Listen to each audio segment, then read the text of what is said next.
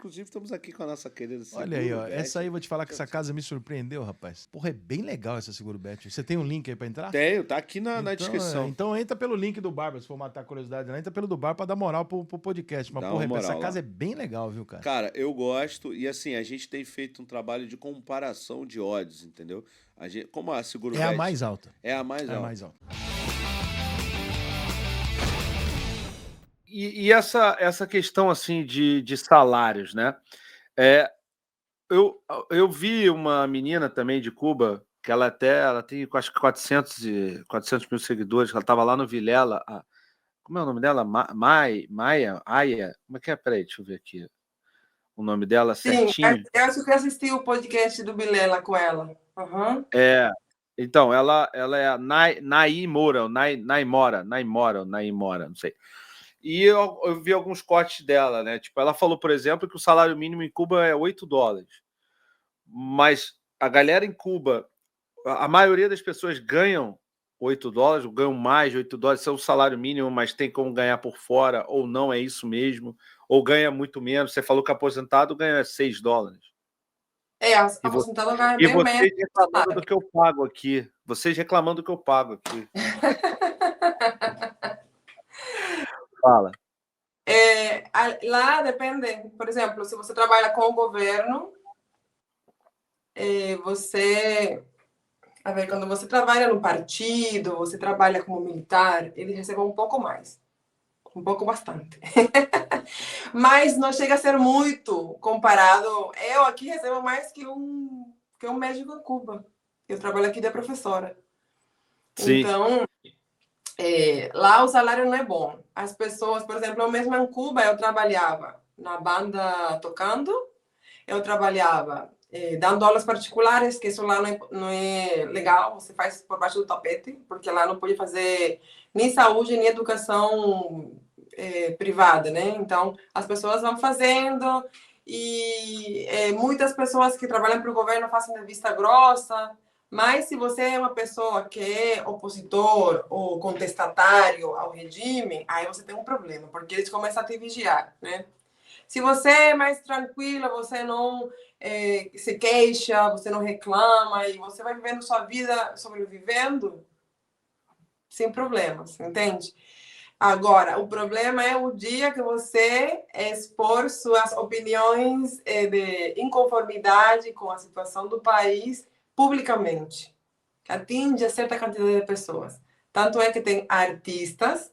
Esse comentário que você viu meu, falei, o que tem a ver um embargo com um artista cubano que fez uma música, que ganhou um Grammy, não é um artista, são 4, mas um deles está preso hoje em Cuba por uma música.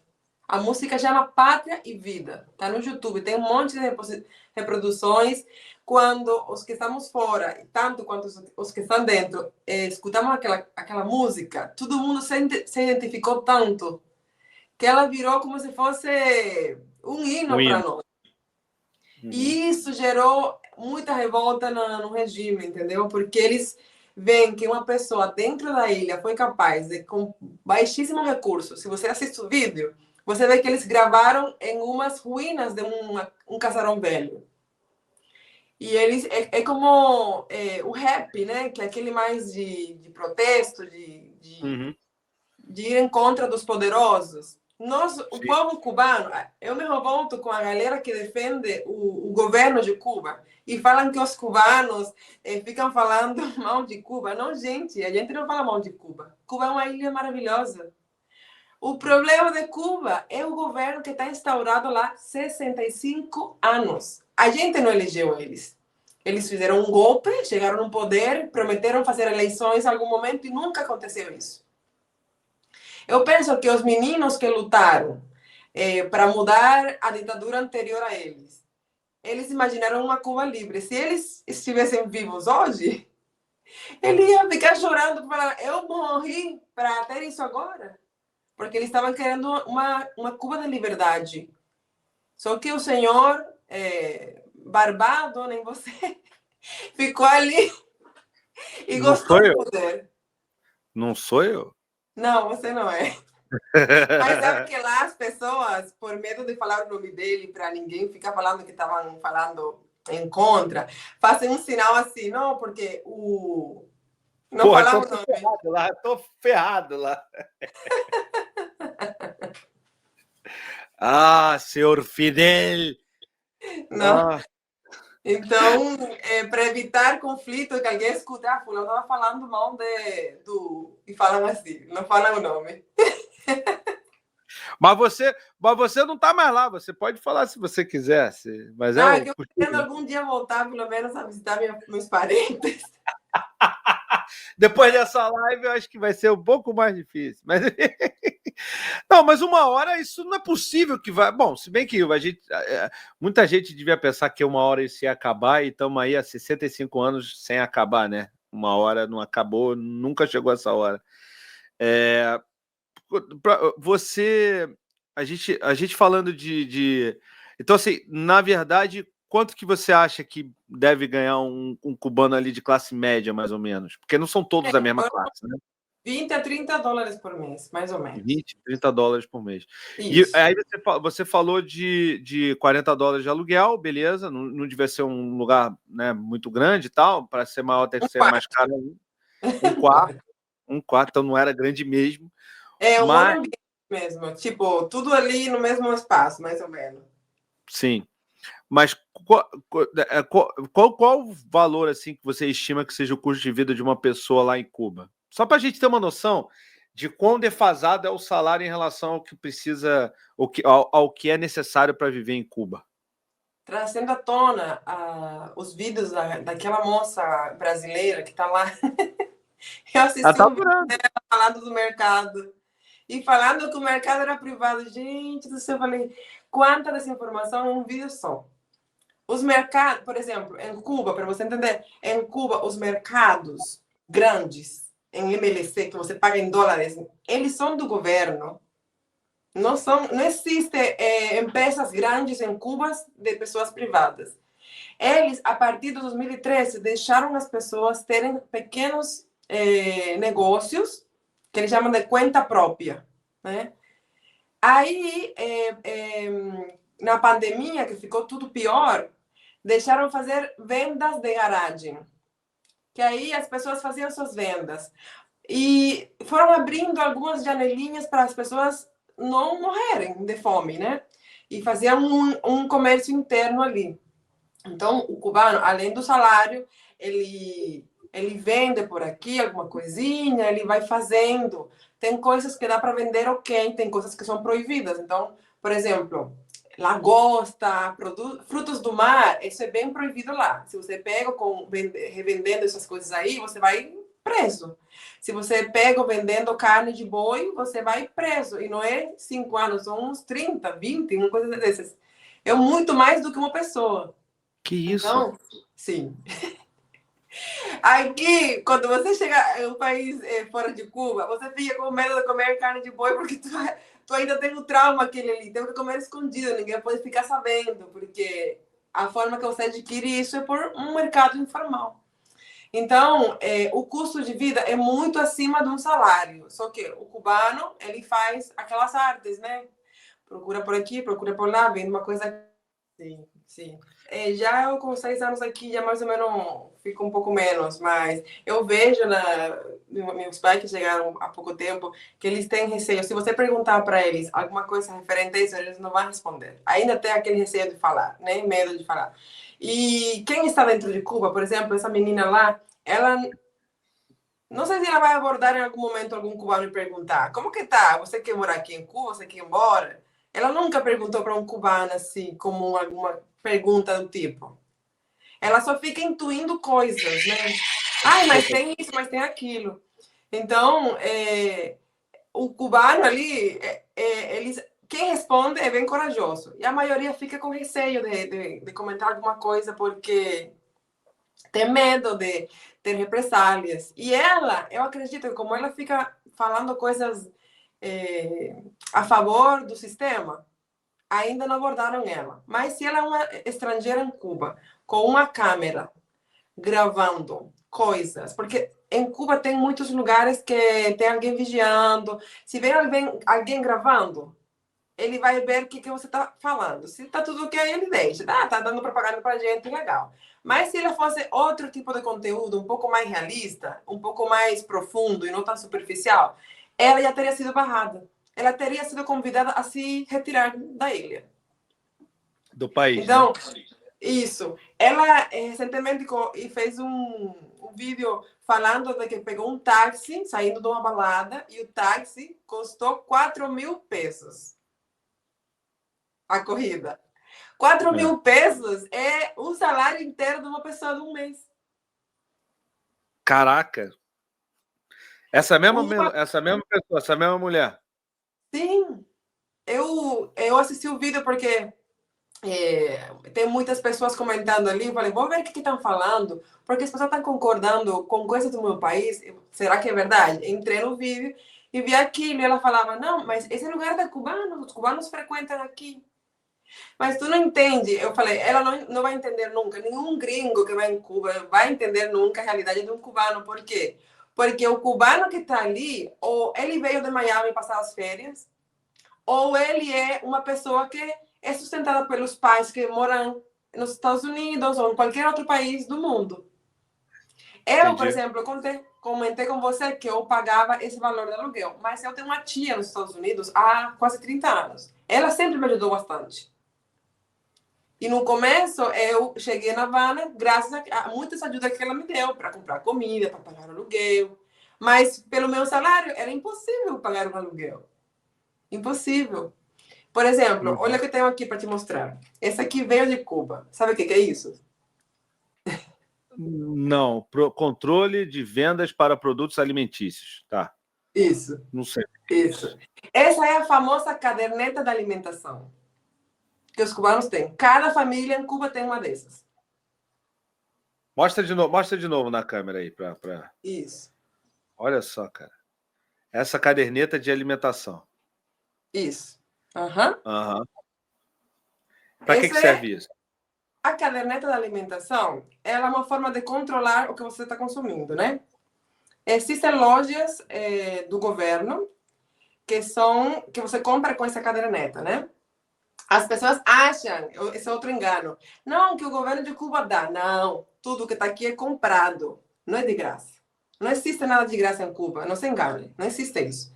Então, aqui eles colocam os nomes da família, quantas pessoas são, e aí eles vão controlando cada mês. Deixa eu ver se eu consigo mostrar um pouquinho. Cada mês ele tem direito de comprar certa quantidade desses produtos aqui, ó, se dá para ver. Aí em cima tem arroz, consegue ver? Assim, arroz, grãos, azeite, açúcar. Azeite em espanhol é óleo, né? Não é azeite. É. Ah, tá. Óleo, açúcar, compota, sal, café. Cadê carne? Não tem carne aí. Não tem carne, né? Fósforo e pasta alimentícia, que seria como massas, né? Essa aqui, por exemplo, o que na loja, você vai cada mês e você, como indivíduo, tem direito a 2 quilos de arroz por mês, tem direito a, eu não lembro quantos de feijão, mas é como se fosse 1 quilo, acho que é um pouco menos de 1 quilo de feijão, menos de uma garrafa de óleo por pessoa, acho que é 1/4 de uma garrafa de um litro. Então, para você comprar 1 litro incompleto, na loja tem que ser 4 pessoas na casa. O café é um café misturado. Os cubanos não sabem o que é um café cubano bom. Quem tem acesso a isso são os estrangeiros. Então, o café lá, eles moem com ervilha. E vendem isso misturado. Que você vê que a cor do café não chega a ser aquela cor marrom escura. Chega a ficar meio amarelado, porque eles misturam, né? Para aumentar. Sim. E, por exemplo, tem pessoas que não têm nem dinheiro suficiente para pagar isso de vez, e eles vão no começo do mês e compram 1 quilo, e outro quilo compram no fim do mês, e vão assim esticando. Então, quando você fala, não, passa fome em Cuba. Gente, é complicado falar que não, né? Porque imagina você viver a base da alimentação é arroz e feijão, bem parecido com o brasileiro nessa questão. O feijão falta muito, então a gente termina comendo arroz e o ovo é um luxo. Quem tem ovo tem que dar graças a Deus. E salsicha, muita salsicha também. Eu peguei um ranço de embutidos, que você não me coloca na frente minha nem mortadela, nem salsicha, que eu não quero mais saber. Porque a gente, esse é o nosso prato forte, aquele prato que você vai encontrar numa casa de um cubano. E, por exemplo, em outra parte, tem produtos cárnicos, né? Pensa, Cuba é uma ilha. Sim. Uma ilha, era para ter peixe na dieta de um cubano, né? É o mínimo, né? O mínimo, não. Porque o Estado, ele intervém, tá certo falar? Ele é como intermediário entre o produtor e o lugar onde chega o produto, né? Quem compra. Então, se você é uma pessoa que é um pescador, você tem que vender seu peixe para o governo. O preço não é você que coloca, é o governo que fala, vou te pagar tanto. Que às vezes é um valor irrisório. Então, o que acontece? Aí o governo pega esse peixe, a maioria da produção vai para o turismo e uma pequena parte vai para a população. Quem que ganha esse peixe? A pessoa que tem uma doença, porque não pode comer carne de porco, aí eles facilitam a venda através daqui. Não é que você vai comprar, eu quero 3 peixes. Não, você vai comprar a metade de um peixinho ali com a caderneta. Aí eles controlam, ele já comprou esse mês. E quando ficou pior ainda, que já cada vez menos pessoas querem fazer certos trabalhos, porque o que eles vão receber por isso é muito pouco. Tem menos produção, tem menos pescadores, tem menos pessoas que querem trabalhar a terra, tem menos pessoas que querem fazer aqueles trabalhos tão importantes, mas que ninguém quer fazer, porque fala, imagina, vou plantar milho e vou ter que vender um custo maior, um preço maior, menor do que me custou aquela produção. Não adianta, você não vai ter um lucro com aquilo. Então, as pessoas, os campos de Cuba, as terras estão abandonadas. Muitas. As pessoas se perguntam, mas você não pode plantar no quintal de casa? Isso se você mora em um lugar rural. Se você mora na cidade, num apartamento, não tem como, né? Não tem quintal. Não tem quintal. Aí complica. Então, quem mora hoje em dia em sítios, em lugares assim, está menos pior que quem mora em cidades mais urbanas.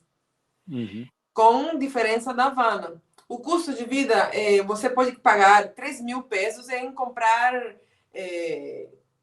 basicamente, o meu irmão mandou uma foto um dia. Olha, comprei 2 batatas doces, comprei 5 bananas verdes, acho que um pacote de salsicha, 3.500 pesos, uma coisa dessa. Caramba. Eu um dia mandei dinheiro para minha mãe, o Dia das Mães, e o triste não é, às vezes, que você não tem o dinheiro. Às vezes ela tinha o dinheiro e ela ia na loja e não tinha nada. Nada. Os mercados na Havana são bem diferentes do resto do país. A Havana é a capital, é o centro turístico. É o lugar que está mais, como fala, mais pintadinho. É como a zona sul de Rio de Janeiro para o turismo, né? Essa é a Havana de Cuba.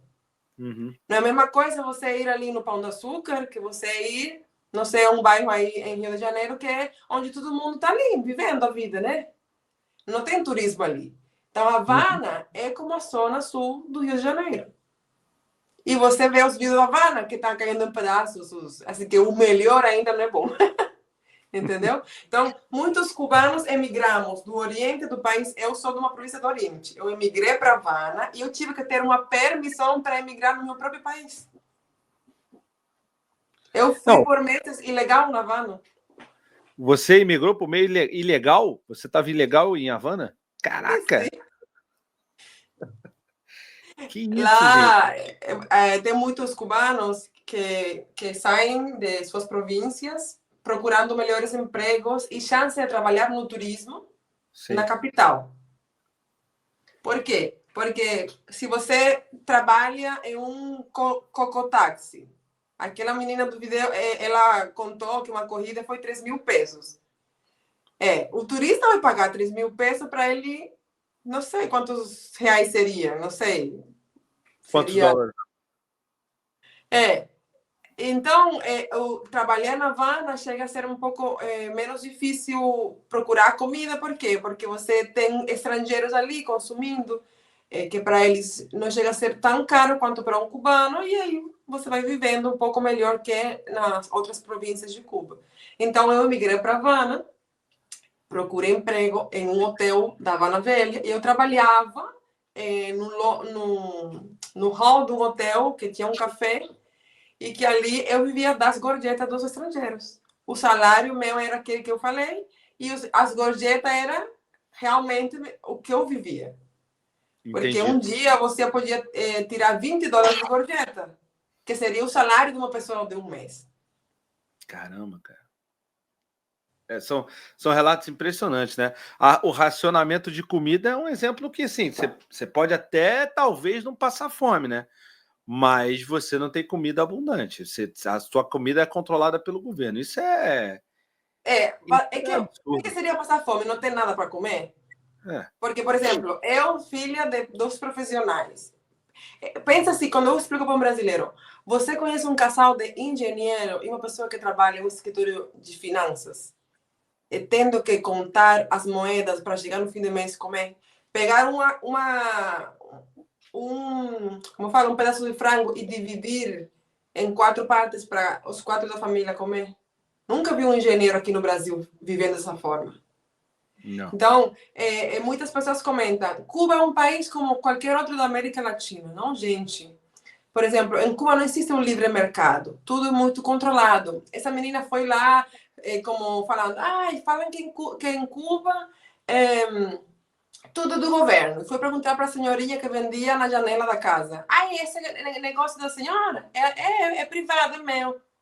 Mas pergunta, esse produto que a senhora está vendendo, ela comprou aonde? Ela comprou nas lojas que o governo coloca em dólares, onde toda a população não tem acesso em dólares. O que faz a senhora?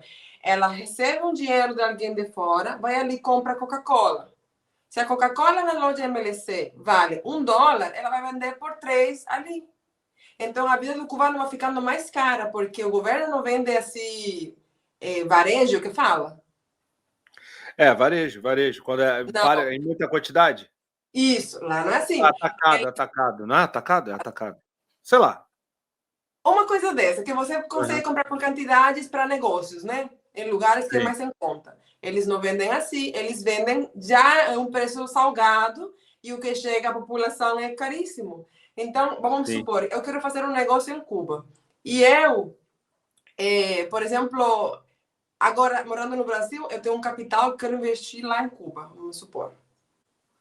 Eu tenho que ir através do governo. Eu não posso fazer um negócio diretamente com uma pessoa particular, assim, com uma empresa. Essas empresas grandes em Cuba são todas do governo. Você não pode importar nem exportar nada independente. São eles intermediários, sempre. Então, quando eu falo do tema do embargo, que as pessoas falam, o embargo está colocado para comercializar com o governo de Cuba. Porque o governo de Cuba tem presos políticos, tem várias pessoas presas hoje por conta de defender a liberdade em Cuba. Então, alguns governos de fora, em solidariedade com aqueles que estão presos por pedir liberdade, falei, com esse governo eu não quero comercializar. Se você me deixa comercializar com pessoas individuais que estão desligadas do governo, eu vou deixar você comercializar.